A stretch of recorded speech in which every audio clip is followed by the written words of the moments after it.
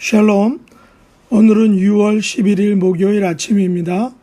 오늘도 저와 여러분을 믿음의 세계로 이끌어 주시는 하나님 아버지께 감사와 영광을 올려드립니다. 지난 화요일 오전 5시 30분에 우리 박인숙 권사님께서 하나님의 부르심을 받았습니다. 새생명 선교교회에 속한 모든 믿음의 권속들이 천국에 대한 소망 가운데 살 수 있기를 원합니다. 오늘도 하나님 아버지와 성령 하나님과 동행하심으로 믿음의 기적을 만들어 가시는 복된 날이 되시기를 원합니다. 찬송가 한 곡 부르겠습니다. 새 찬송가 359장, 찬송가 제목은 천성을 향해 가는 성도들아.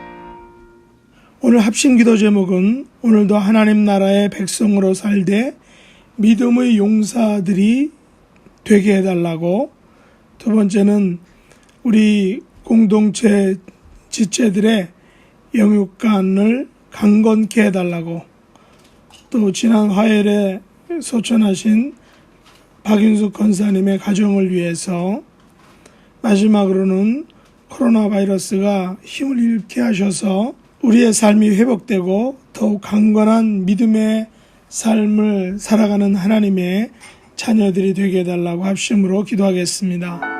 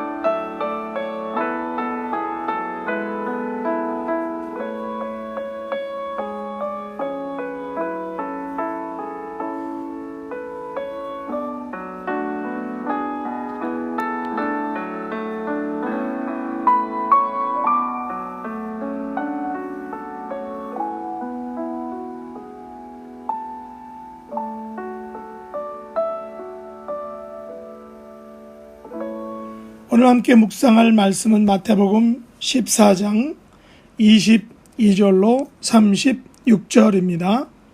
22절 예수께서 즉시 제자들을 재촉하사 자기가 무리를 보내는 동안에 배를 타고 앞서 건너편으로 가게 하시고 무리를 보내신 후에 기도하러 따로 산에 올라가시니라.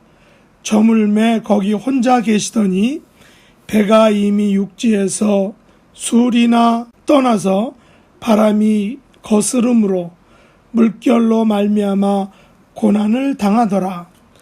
밤 사경에 예수께서 바다 위로 걸어서 제자들에게 오시니 제자들이 그가 바다 위로 걸어오심을 보고 놀라 유령이라 하며 무서워하여 소리 지르거늘 예수께서 즉시 이르시되 안심하라 나니 두려워하지 말라. 베드로가 대답하여 이르되 주여 만일 주님이시거든 나를 명하사 물 위로 오라 하소서 하니 오라 하시니 베드로가 배에서 내려 물 위로 걸어서 예수께로 가되 바람을 보고 무서워 빠져가는지라 소리질러 이르되 주여 나를 구원하소서 하니 예수께서 즉시 손을 내밀어 그를 붙잡으시며 이르시되 믿음이 작은 자여 왜 의심하였느냐 하시고 배에 함께 오름에 바람이 그치는지라. 배에 있는 사람들이 예수께 절하며 이르되 진실로 하나님의 아들이로소이다 하더라.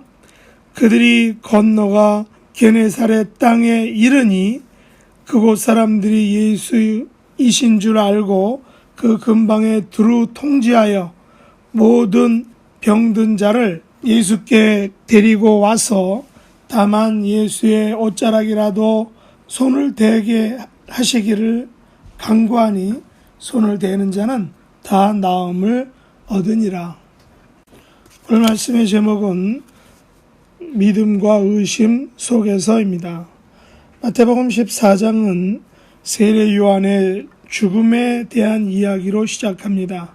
성경에 묘사된 세례 요한은 초라하고 허무한 죽음처럼 보이지만 그에 대한 예수님의 해석은 결코 허무하거나 초라하지가 않습니다. 성경에 의하면 분봉왕 헤롯이 살로메의 춤을 보고 약속한 대가로 세례 요한의 목을 베어 소반에 얹어 살로메의 엄마 헤로디아에게 가져갔다고 이렇게 합니다.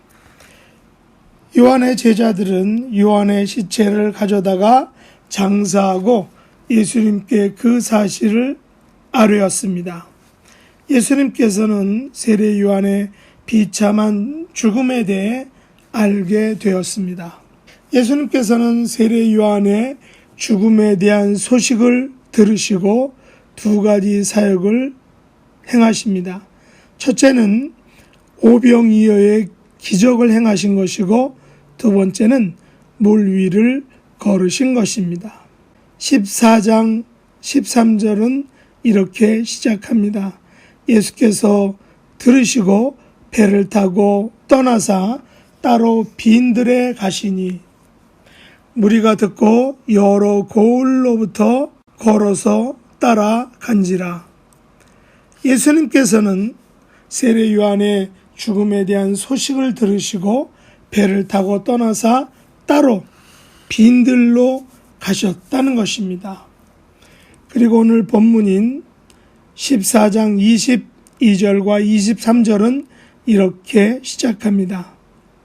예수께서 즉시 제자들을 재촉하사 자기가 무리를 보내는 동안에 배를 타고 앞서 건너편으로 가게 하시고 무리를 보낸 후에 기도하러 따로 산에 올라가시니라.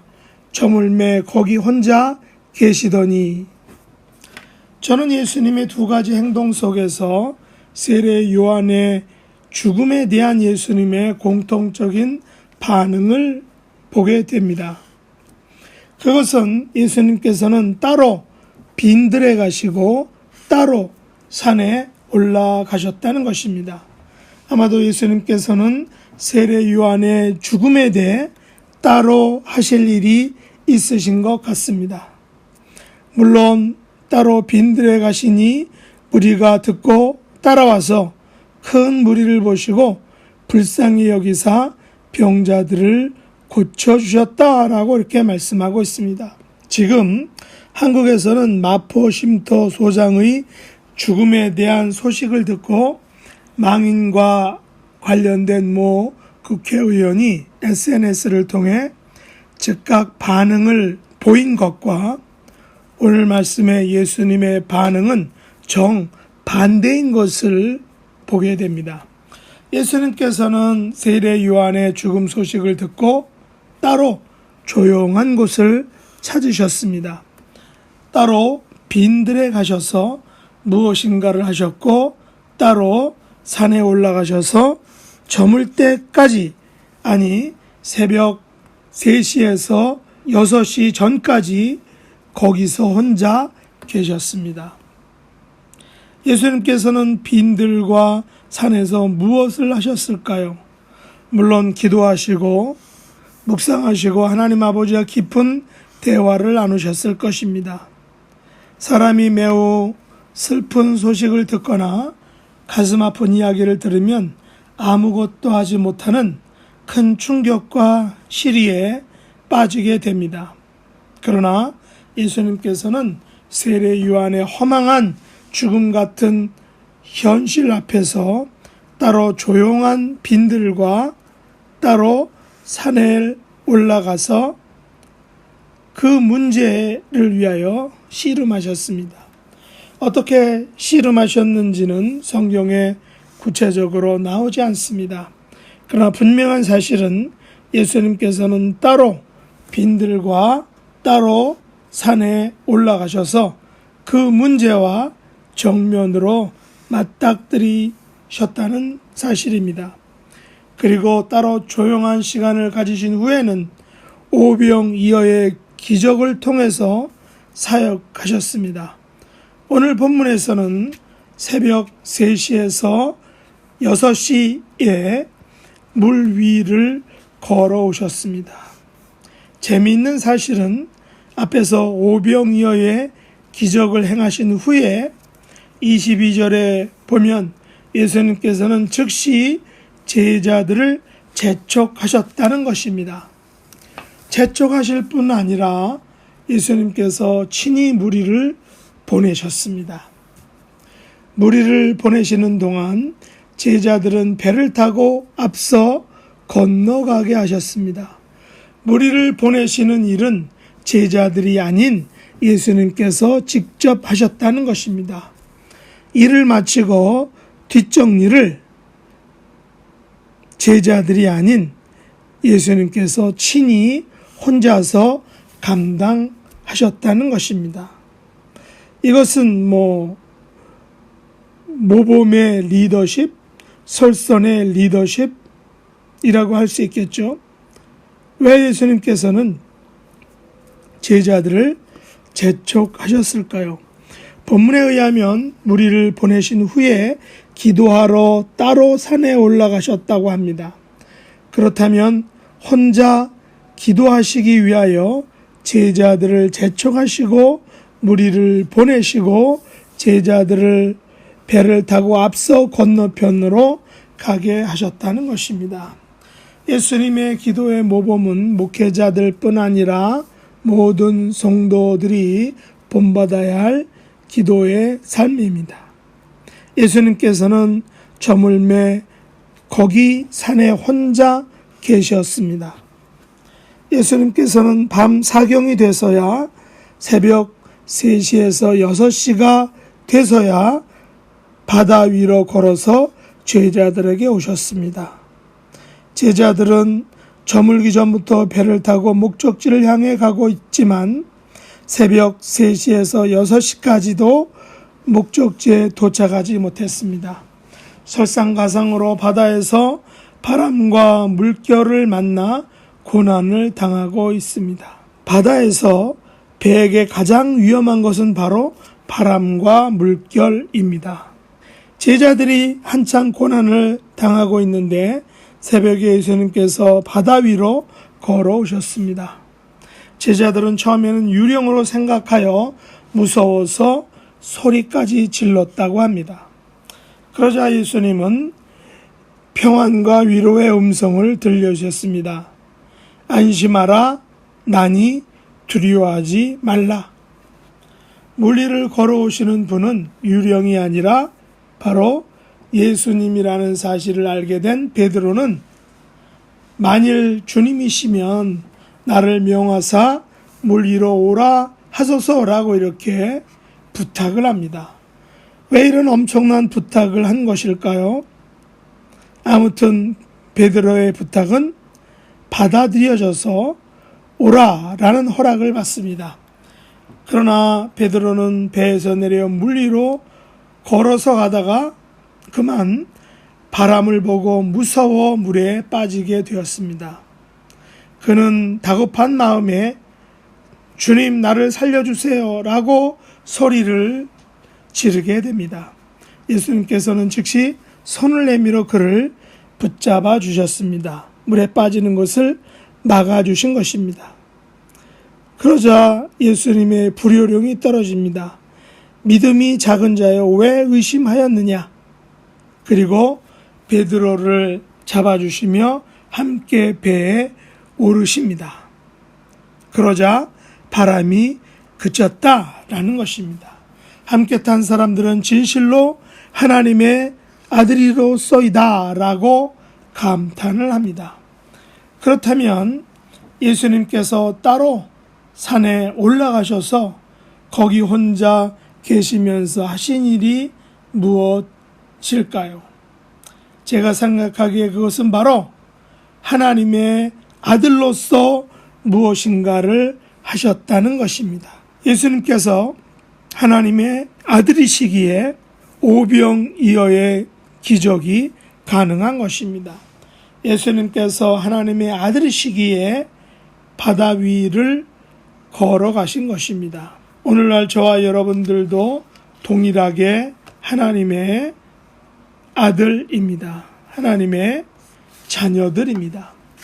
오늘도 여러분들이 만나는 것들이 그 무엇이든지 그 누구이든지 여러분은 하나님의 아들과 딸이라는 것을 잊지 않고 승리하시는 복된 삶을 사시기를 예수님의 이름으로 축복합니다.